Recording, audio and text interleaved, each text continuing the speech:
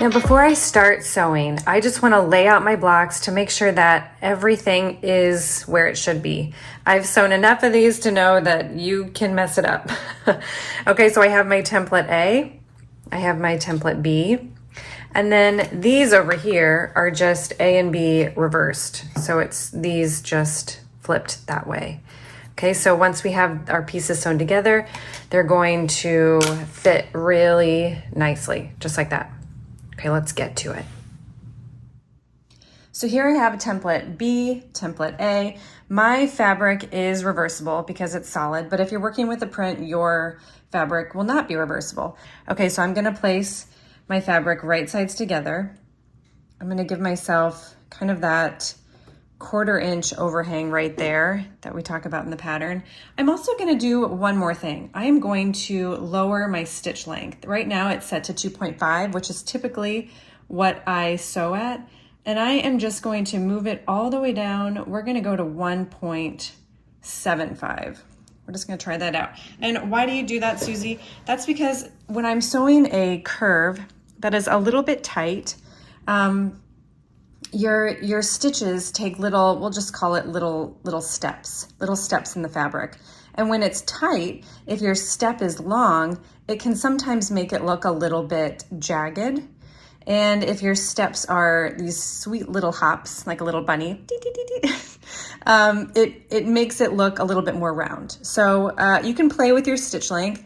I highly suggest you do a practice block before jumping into your good fabric. And here we go. You don't have to backstitch because, like I said, you are going to be trimming these blocks once they're all sewn together. I am going to keep my needle down. That's really important. And do I need to zoom in here maybe a little bit? I'll zoom in a little bit. I'm going to go slowly. Those are the two main keys for sewing curves. Here we go. And every once in a while, I'm just going to adjust my fabric as needed.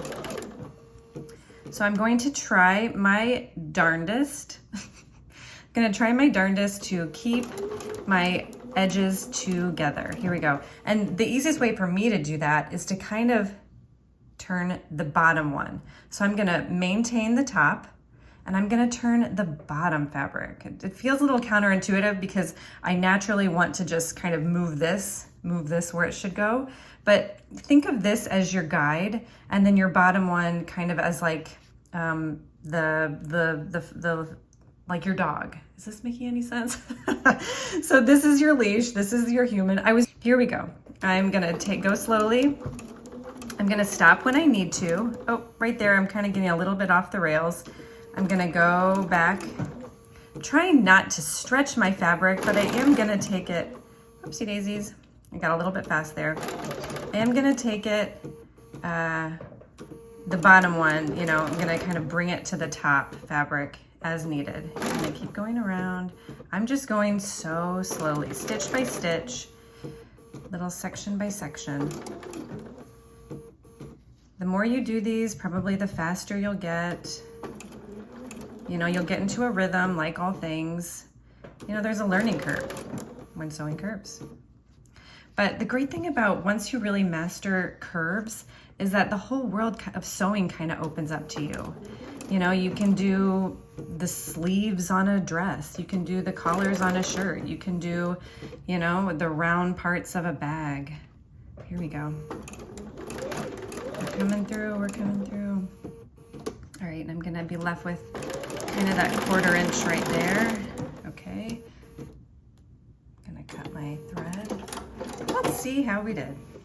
Let's see. Okay, so it looks a little bit rippled, and that's normal. That's what you want. I'm gonna pull it back. I think we did pretty good. It looks like there got a little crease right there, but that's gonna press right out. So I am going to take this to my ironing board and press that. Okay, brief break while this little guy has some demanding needs, and then we'll get right back to sewing. We just sewed template A to B. Okay, that's what we have here. This is our unit. Now we have AR and BR, so that's the reverse. Okay, we wanna make sure that our weird side is on the outside so that it gets trimmed. and our good side is on the inside so that it fits really nicely together. Okay, so I have AR, BR. I'm gonna flip right sides together. Thank you, Dean. I'm gonna make sure I have that 1/4 inch right there. Here, this is kind of what it looks like. And I'm going to start sewing right here with my 1/4 inch seam. And I'm gonna, you know, kind of gradually take it around my little ice cream cone. And I'm gonna keep sewing just like that. And I kind of think you might even find these AR, BR blocks to maybe even go faster or be easier with the orientation of the fabric this way. I did. Okay, here we are. I'm gonna have my 1/4 inch overhang and I'm gonna start sewing.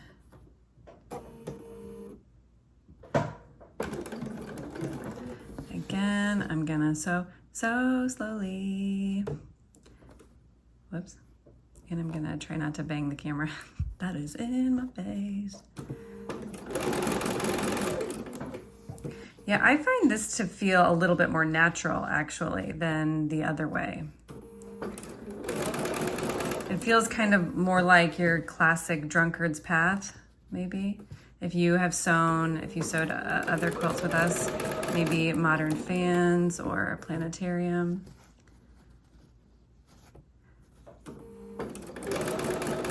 So just keeping the needle down, just kind of rotating this around. Trying not to get puckers if you can.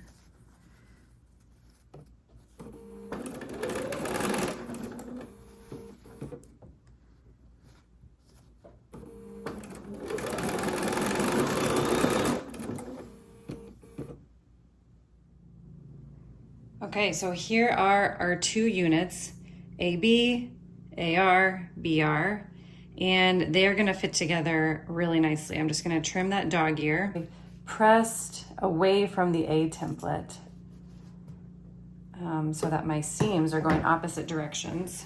Oh wait, I pressed away from the A template in this one and then toward the A template here. So basically just toward the dark fabric. Right sides together. Here we go. Here's my, oh, sorry. Here's my nifty fork pin. Love these fork pins. Let's see, I'll show you why. Here we go. So right here, maybe I'll just get in really tight. Whoa! Okay, so I have my seams nesting in really nice and tight.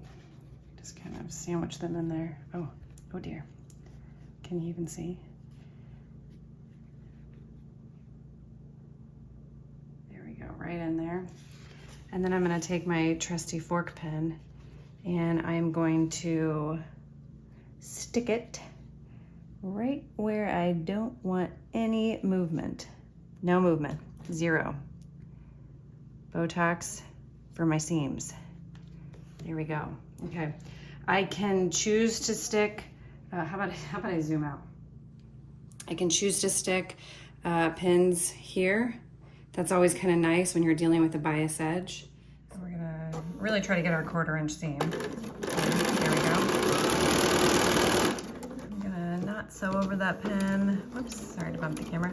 It's okay if these aren't, 100% lined up. It's really okay. I'd rather have you not stretch your bias edge and have this not totally line up than you forcing something, for like a seam that no one is gonna see. Because if you stretch a bias edge too much, it's gonna bubble, and we don't want that.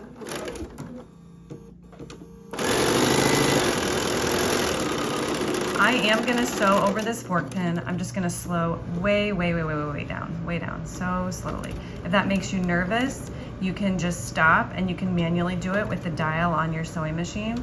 If I go slow enough, I'm not gonna smash my needle into this pin. It's gonna just find its way around the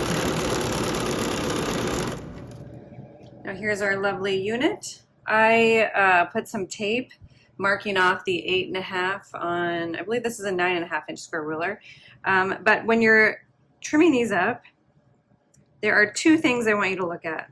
I want you to try to line up Now it looks like my little petals, I guess we could call them, little hearts, are both kind of lining up at the 5. So I just want to try to keep that as consistent as possible. Say 5 right here, 5 right here.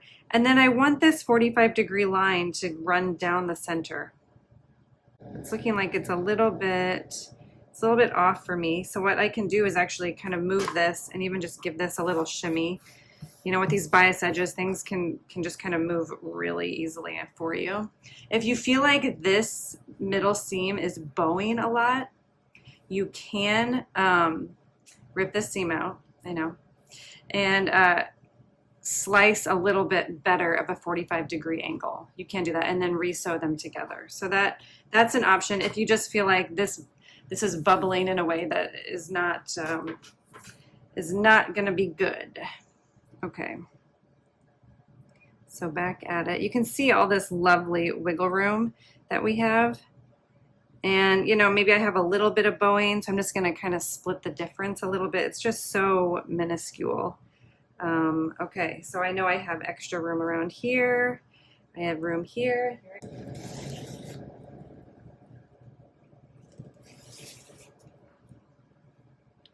With a rotating cutting mat, you can, whoa, you can rotate it. That's pretty fun. Any kind of ripples or dimpling because of steam, any kind of movement like that, once you sew your quilt top together, it's going to go away. Once you quilt it, it's going to be completely gone. And it's just definitely not something to concern yourself about. Okay, did we do it? Yeah, I think that looks pretty nice. Oh my goodness, how awesome is this looking? Thank you, Dean. I'm gonna start sewing blocks together. I'm gonna sew blocks together, and then I'm going to use my fork pins again anytime I want a nice meet up right here. All right, I got a fussy baby. I think he just blew out his diaper, but look at that. We did it. It looks great. Dean, this color really complements your skin. Thank you.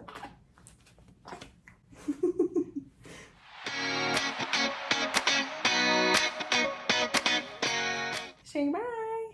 Thanks for showing.